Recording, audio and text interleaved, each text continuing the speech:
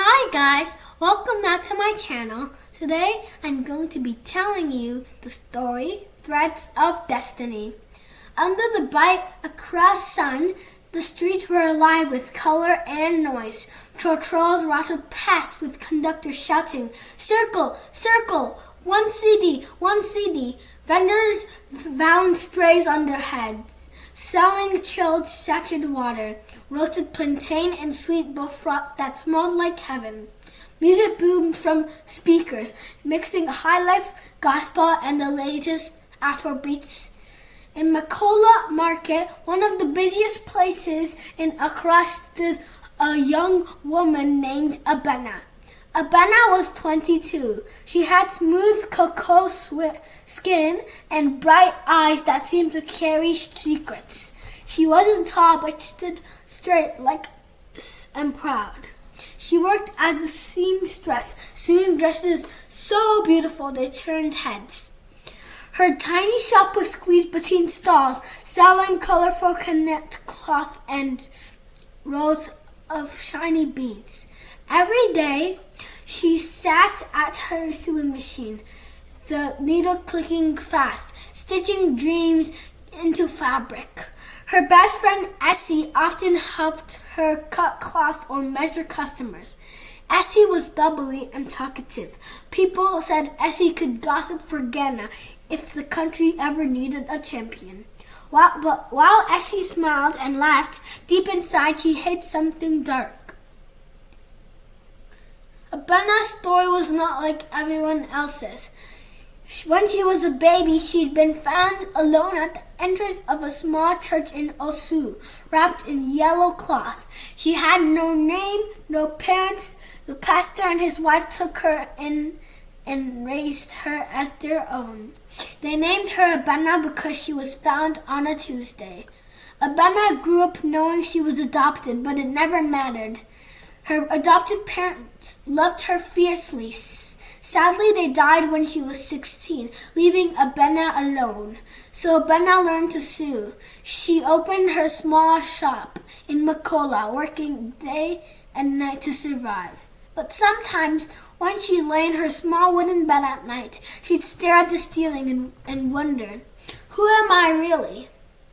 One Saturday morning, under the blazing Accra sun, Abena was sewing when a black Toyota Land Cruiser rolled up to a stop near her stall. People turned to look because such big cars rarely came into the market. The car door opened and stepped a tall woman wearing expensive sunglasses and a purple kaba and slit sewn from her silk. Her gold jewelry sparkled in the sun. Her name was Madame Ifwa Owusu, one of the richest women in East Legon. She was known for owning shops, buildings, and half of Accra. People joked. Her eyes were sharp and voice commanded respect. Madame Ifwa walked straight into Abena's stall. She touched the kente fabric hanging at the entrance. "This is fine work," she said. "Who made it?" "Me, Madame," Abena said softly. "Sew me a dress. My daughter's engagement is coming." Madame Ifwa handed Abena money, 5 times the normal price. "Have it ready in 2 weeks." As she turned to leave, Madame Ifwa stared at Abena a little longer than necessary. She tilted her head. "What's your name?" "Abena, Madame." Madame Ifwa's eyes flickered strangely, but she said nothing more and left. After Madame Ifwa left, Essie grabbed Abena's arm. "Hey, Abena, you see how Madame Owusu look at you? Maybe you go sew for big people now. You go forget us small people." Abena laughed. "Essie, stop. Why would I forget you?" But Essie's eyes were sharp. Inside her heart, Essie felt something twist. She loved Abena, but also how people admired her. Essie's own sewing never sold as well, and now Madame Owusu had picked Abena. As Essie helped fold cloth, she thought, everything good falls into Abena's lap. Why not me? A week later, Madame Ifwa returned for her fitting. Abena measured her carefully, pins between her lips, as Madame Ifwa stood with arms outstretched. Suddenly, a small old photo fell from Madame Ifwa's handbag onto the floor. Abena bent to pick it up. Her eyes widened. It was a photo of a baby girl wrapped in yellow cloth, the exact same cloth in which she'd been found as a baby. Abena's voice shook. Madame, who is this baby? Madame Ifwa snatched the photo away, her lips pressed tight. It's nothing, just an old memory. She paid quickly and left, but Abena stood staring at the spot where the car had driven off, her heart thudding like a talking drum.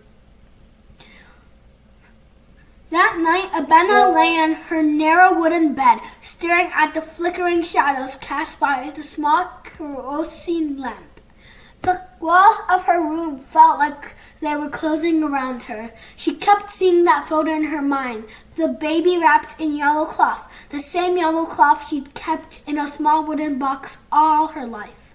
Her adopted mother, Ama, told her, "This is how we found you, lying at the door of the church." Abena whispered to the dark room, "Could Madame Ifwa know who I am?" Her heart beat fast.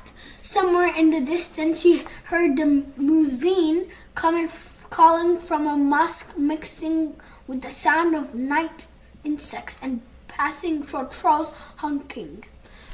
She hugged herself tightly, feeling both fear and hope.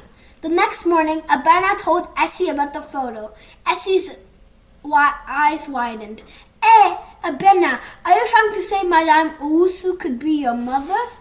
"I don't know," Abena said softly, "but why would she carry that picture?" Essie tried to smile, but inside her mind spun like a sewing machine. If Abena becomes Madame Owusu's daughter, she will leave this market. She'll become rich. I'll be left here alone. As she cut cloth beside Abena, Essie forced a laugh. "Forget it, Abena. Rich people get plenty secrets. Maybe that baby's her friend's child." But later that day, while Abena stepped away to buy bread, Essie quietly slipped into Abena's sewing box and found the yellow cloth. She held it in her hands, feeling its smooth texture. Her eyes glimmered. "If I keep Abena away from Madame Owusu, I'll always be better than her." She quickly folded the cloth and hid it inside her own sewing bag. 3 days later, under the bright Accra sun, Madame Ifwa came back. This time she wasn't smiling. She pulled Abena aside. "That photo you saw was my daughter. She was kidnapped when she was a baby. We searched everywhere, but the kidnapper disappeared. My daughter would be 22 now." Abena's voice shook. "Madame, I was found in front of a church in a yellow cloth like the one in the photo." Madame Ifwa gasped. She stared into Abena's eyes, searching for something. "Did you keep the cloth?" Abena rushed to her box, but it was empty. The yellow cloth was gone. She turned to Essie. "Essie, have you seen my cloth?" Essie shook her head, eyes wide. "No, Abena, why would I touch your things?" Madame Ifwa's face darkened. "Without the cloth, it's hard to prove anything, but something in my heart tells me you are my child." Madame Ifwa promised to help Abena find answers. She went back to East Legon to speak to her family lawyer. Meanwhile, Abena sat in her stall, staring into space. Customers called her name, but she barely heard them. Madame Adwa, who sold plantain nearby, called over, "Abena, why your face they look like rain one fall?" Abena managed a small smile. "Nothing, Mama," but inside, her thoughts were in chaos. Could my real mother be the richest woman in Accra? She looked at Essie, who pretended to be busy measuring cloth. Something felt wrong, but Abena couldn't put her finger on it. One night, Abena was sewing late into the evening. She wanted to finish a dress for Madame Ifwa. Suddenly, she smelled smoke. Fire! Fire! People screamed. Flames leapt up from corner of the market, crackling and spitting sparks. Abena ran outside and saw part of the market blazing. Plastic chairs melted like butter. Smoke rose into the night sky. He screamed, "My shop! My cloths!" Buckets of water flew back and forth. Men and women shouted. Children cried. Finally the fire was put out, but half of Abena's shop was gone. All her beautiful fabrics were burnt. Her sewing machine was a twisted piece of metal. Abena fell onto her knees, sobbing, "Lord, why? Why now?" From the shadows, Essie watched quietly, her face unreadable. The next day, Madame Ifwa arrived in a shiny car. She climbed out, followed by two men in suits. She gasped when she saw the burnt stall. "Abena, what happened?" Abena sobbed. "My shop is gone, Madame. Everything, my machine, my cloth." Madame Ifwa hugged her gently. "Don't worry, my child.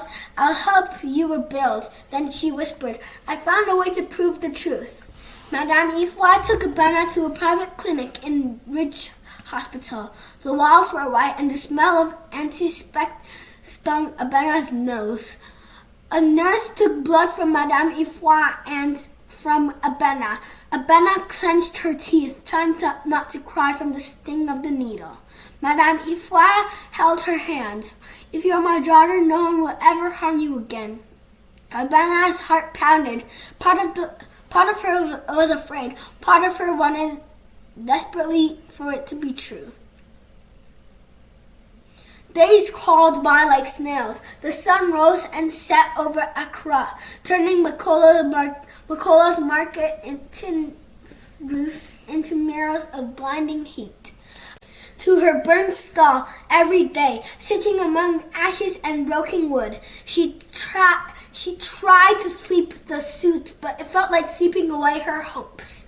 Her fingers itched to sew, but she had no machine, no cloth, no customers.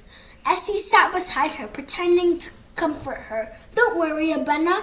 God will make a way." But inside, Essie thought, if that DNA test comes back positive, Abena will become a rich woman. She'll leave me behind. Madame Ifwa couldn't sleep either. She sat in her East Legon mansion, flipping through old photo albums. She kept staring at baby pictures, trying to find Abena's face in the baby she'd lost. Her husband, Mr. Kwesi Owusu, tried to calm her. "Ifwa, don't raise your hopes. It might not be her." Madame Ifwa sighed. "Kwesi, from the first day I saw her, something in me knew it was like my spirit recognizing my own blood." She closed the album and whispered, "If Abena's my child, I will never let anyone harm her again." One evening, Essie crept to a corner of the market, looking around to be sure no one saw her. There, under a wooden table, she pulled out the yellow cloth she'd stolen from Abena. She held it, feeling its softness between her fingers. If Abena finds this, Madame Ifwa may not believe her. Essie took the cloth and hid it in a black plastic bag deep inside her own sewing basket. She decided to wait until the DNA results. If Abena lost, she'd stay poor, a poor market girl forever. 4 days later, Madame Ifwa received a call from the hospital. "Madame Owusu, your DNA results are ready." Her hands trembled as she entered the call. "Abena, come with me." They drove through Accra's busy roads, past traffic policemen waving cars, past chop bars selling washe and fried fish, past hawkers balancing everything from tissues to phone chargers on their heads. Abena sat in the car, clutching her hands so tightly her knuckles turned white. "Madame, what if it's not me?"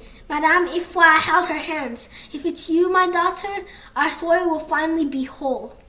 In the cool white room of Ridge Hospital, the doctor sat behind a big wooden desk. He opened a brown envelope and looked up, smiling. Madame Owusu, the results are a 99.9% match. This young woman is your biological daughter. Abena gasped. Her heart slammed so hard she thought it might burst. Madame Ifwa burst into tears and threw her arms around Abena. My child, Abena, I've looked for you for 22 years. Abena could hardly breathe. Madame, you're my mother? Madame Ifwa pulled her close. Yes, my child, you are Ifwa Owusu Jr. Abena began sobbing. Memories of all her lonely nights without parents crashed all over her like waves.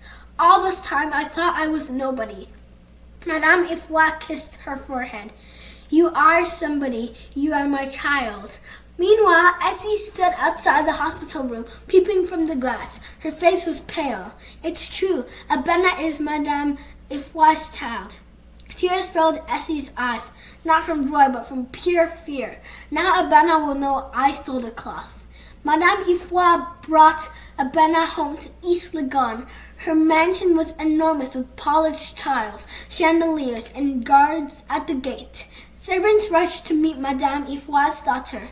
Abena blinked at the sight of her new room. Pink curtains, a fluffy bed, a big wardrobe filled with stuffed clothes. But even in this luxury, Abena felt uneasy. Mother, I need to go back and check my shop. Madame Ifwa frowned gently. Don't worry about that place. You're safe now. But Abena shook her head. My life is in a Makola Market. My friends, my work. I can't forget them. One afternoon, Abena returned to the market. Traders rushed to hug her. Hey, Abena, so you're Madame Owusu's daughter? Hey, now you be big madame. Abena laughed and hugged them back. But Essie stood apart, looking nervous. Abena, I have something to tell you. Abena tilted her head. What is it, Essie? Essie burst into tears. I took your yellow cloth. I hid it because I was scared you'd become rich and leave me behind. She pulled the cloth from her bag and held it out with shaking hands. I'm sorry, please forgive me. Abena stared at the cloth, then she looked at Essie. Abena's eyes filled with tears. Essie, you're my sister, even if we don't share blood, but what you did to me hurt me. Essie dropped to her knees, sobbing, Please forgive me. Abena gently lifted her friend up. I forgive you, but remember, envy destroys friendship. I'll never forget Makola Market or the people here. This is my home too. Essie hugged her tight. I don't deserve your kindness. Abena smiled. We all deserve a second chance. Madame Ifwa arranged to rebuild Abena's stall, bigger and better than before. She even bought Abena a brand new sewing machine imported from Italy. Abena continued sewing dresses for both market women and rich clients from East Legon. She became famous for her talent, kindness, and humble spirit. Essie worked beside her, grateful for a second chance. People from all over Accra came to hear the story of the girl who rose from ashes to become the daughter of a queen. One evening, under the bright Accra sunset, Abena stood in front of her new stall in Makola Market. Music drifted through the air. Children laughed. Trolls honked in the distance. Abena looked up at the sky and whispered, Thank you, God. You never forget me. And the wind seemed to whisper back, Your destiny was always waiting. The end. I hope you enjoyed the story.